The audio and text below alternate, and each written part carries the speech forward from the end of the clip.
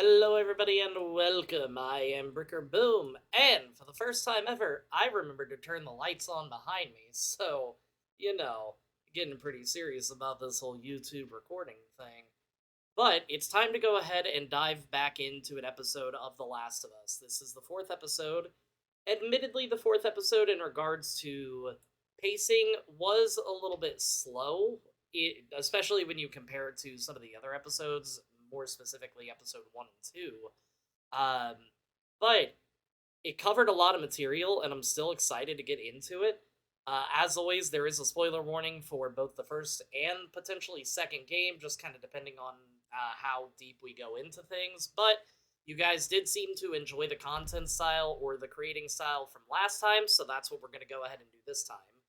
And with the first scene, it's already showing different than what the video game did, because before, she ran in, she grabbed a gun, shot a guy in the head. In this instance, she's practicing, posing, doing all the stuff that, any teenager that feels like a badass would end up doing because they have a firearm.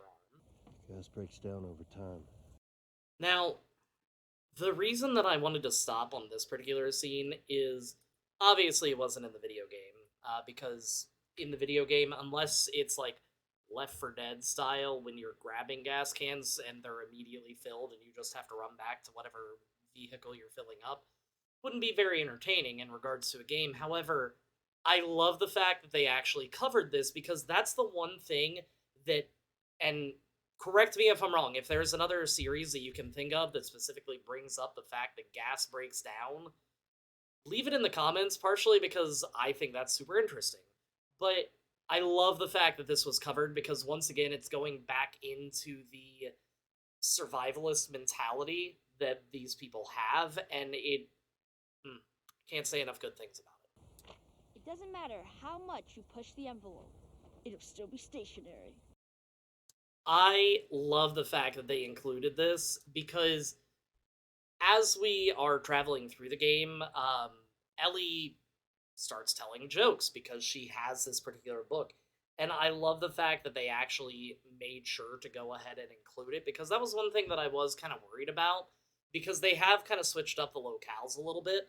I was worried that this particular thing, because it's such a small thing, was going to end up falling by the wayside, but the fact that it's still here makes my heart so happy. Analogy, brah. Analogy, brah. This is me telling dad jokes to anybody that'll listen. Wondering And where that's the them. sun went. It works. And then it dawned on me. Aha. Feel free to wait. Got something else. Now, for obvious reasons, just because I don't know how the bots are going to react, I'm not even going to bother showing the cover of the magazine. I will, however, show a clip from the game, because they copied it pretty much word for word. And I love the fact that they included it. But I am just kind of curious, was it Bill's or was it Frank's? Because in the video game, we're pretty certain that it's Bill's. But in this, they were living together, so it could have been either of them. I'm just saying.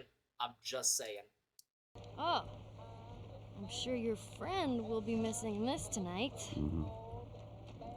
Light on the reading, but it's got some interesting photos. Now, Ellie, that ain't for kids. Whoa!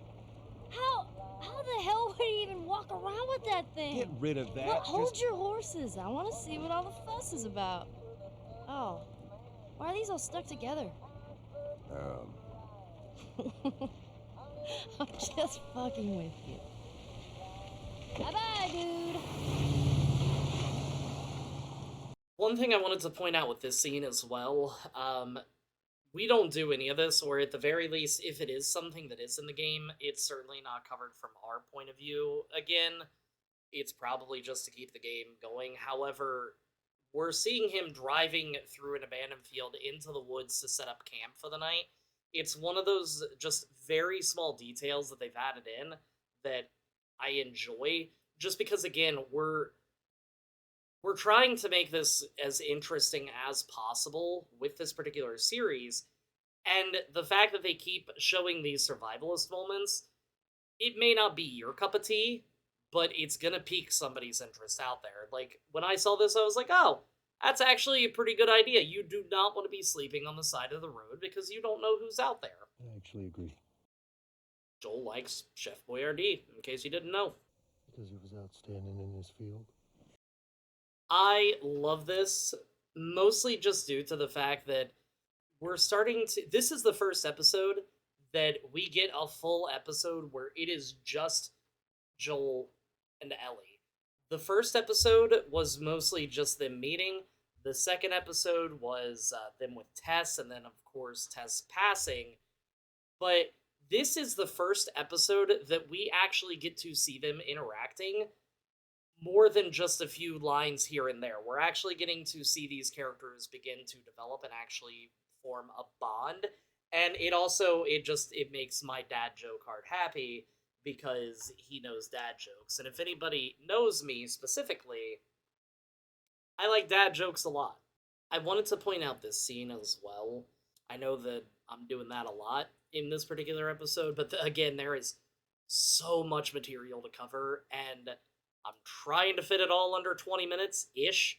But here we get kind of a really cool perspective into Joel's personality.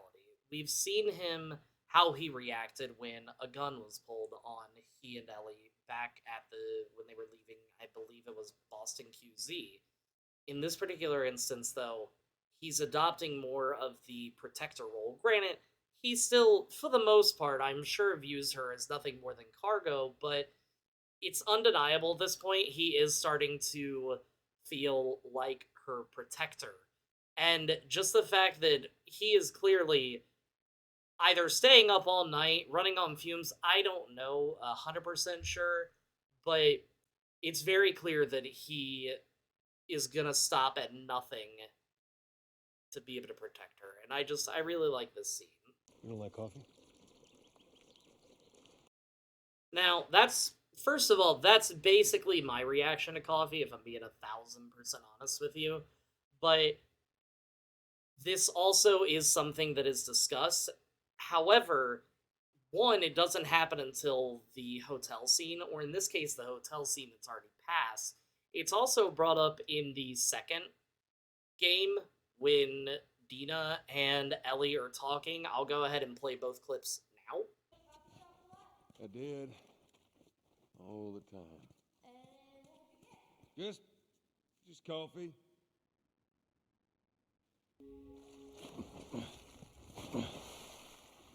Oh, I really miss coffee. Kidding me? He'd trade half his stuff for a bag of beans. I never got it. It tastes like burnt shit. Thank you. Quiet taste my ass. What's his name? Whose name? Your brother.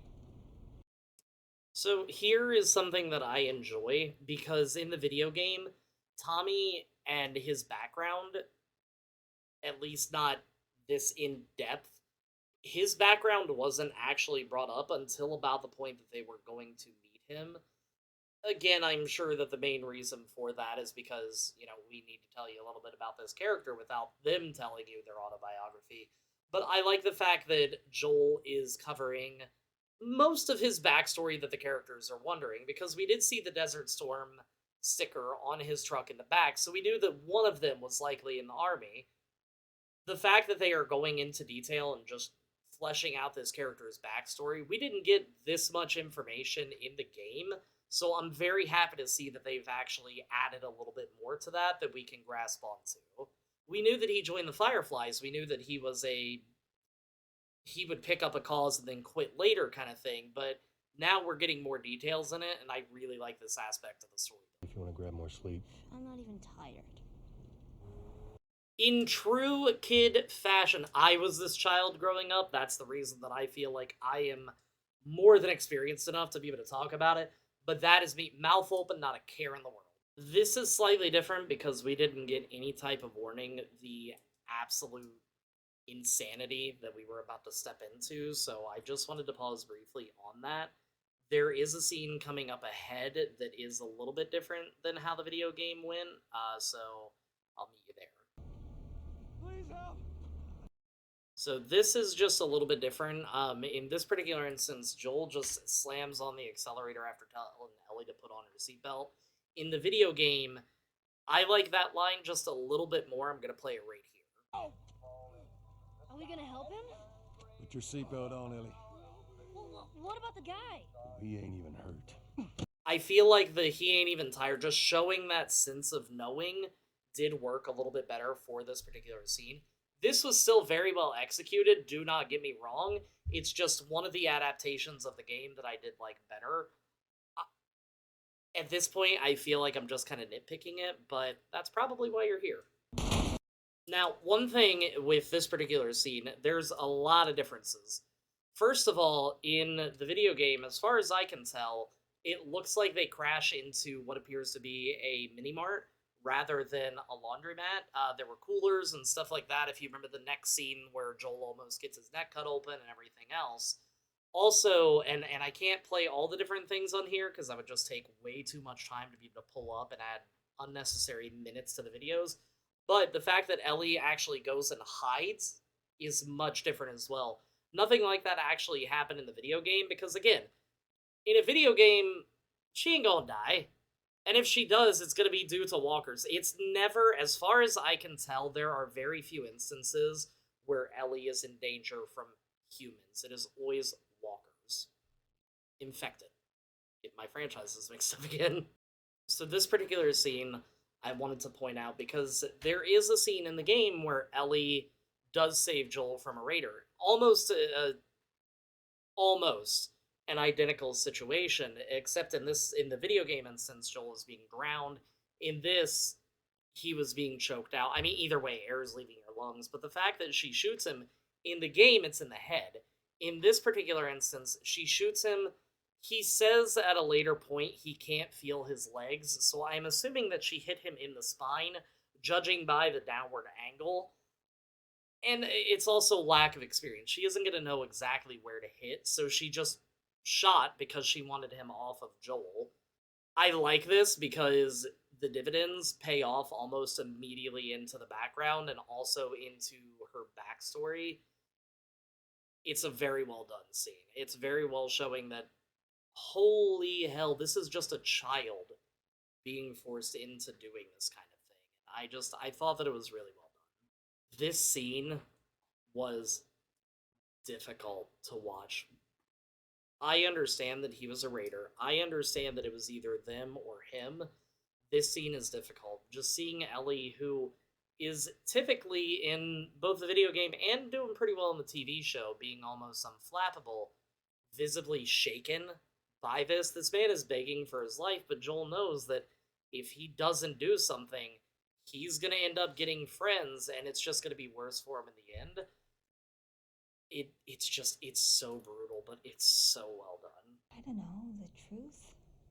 So, I have no idea who this is. I know that I have theories, because in the game, the raider, at least towards the end, we find out that a lot of the people that are raiders are being led by a man named David. Somebody that is, by all means, absolute scum, but really well portrayed for this particular thing.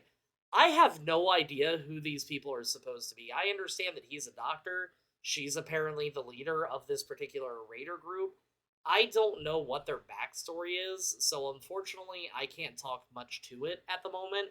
I don't know if there's clever one-liners or cheeky things that'll line up with the characters just because I don't know them yet. But if it is David's character, I'm very curious how this is going to go. So far, though, I mean, I like the fact that they're building on this world, but I just don't know who these people are. I have no idea how I'm supposed to react to it. So, it is what it is, I suppose. You think it was outsiders? Fun fact, that's the voice of Tommy in the video game. Are you alright? Just the way that his voice is shaking in this scene shows that this is something that Joel is not used to doing.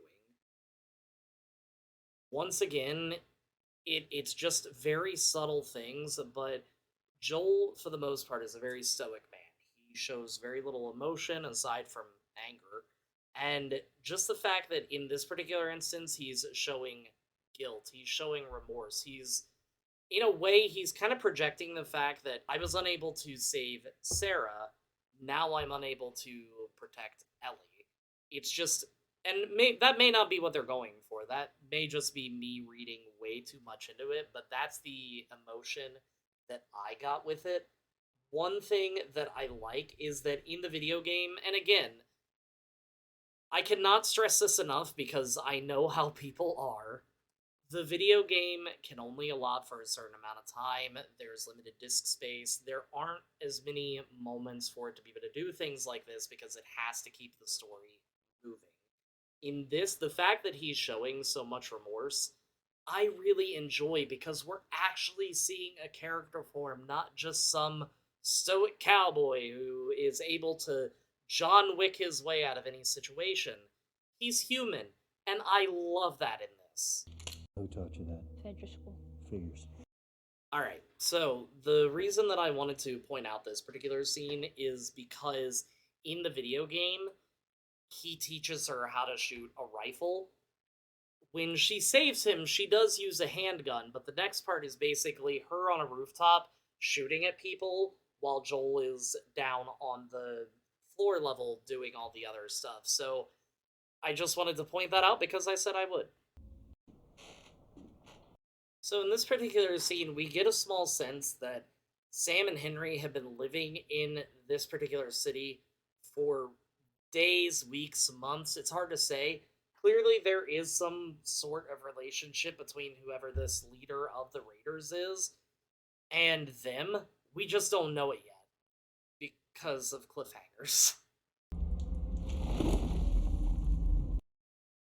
The main reason that I wanted to show this particular part off is because I'm not going to spoil anything in regards to the previews, but we know that something big, first of all, big enough to be able to crack all of that land work, I'm assuming, because the rest of the floor seems untouched. It's just that one area. Second of all, we've yet to see a bloater, but we've also yet to see a Rat King.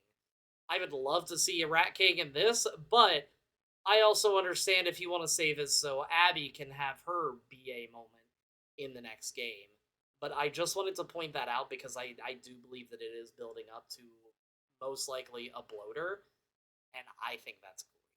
Hey, you know that guy who said he was hurt? So, they had a very similar conversation like this to the video game. I'm not going to play the clip because I did play it in one of the previous ones. I like the fact that they are covering that Joel was not necessarily a good person. He was just a human trying to survive. He didn't have this moral compass that was telling him, I need to stay on the straight and narrow. He had a compass of, I need to survive or I need to lay down and die, and laying down is not an option. 33 floors, that's good. So, the reason that I wanted to bring this up is because,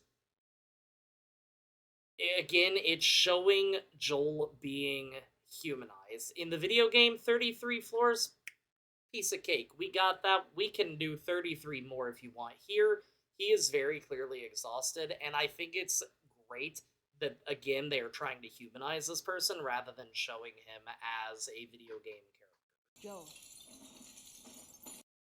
I love the fact that you're seeing him setting up, not necessarily a trap, but at least an alarm system, simply just due to the fact that, again, it goes back to that survivalist aspect. But another reason that I wanted to point out this scene is because they're talking about the fact that he does not hear well out of one of his ears. And I didn't point this out earlier because it's more important to this. He always sleeps with his right ear facing down and his left ear up in the air. This way he can hear whatever threat may be coming a little bit better. It was a small detail that they added that I really enjoyed. I just like this because if he had the type of hearing that he had in the video game, nothing would ever sneak up on them.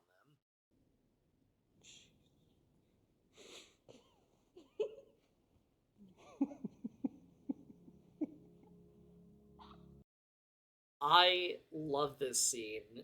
Again, they have done so well with it was a shorter episode than normal, but they did so well in building up a relationship between these two characters.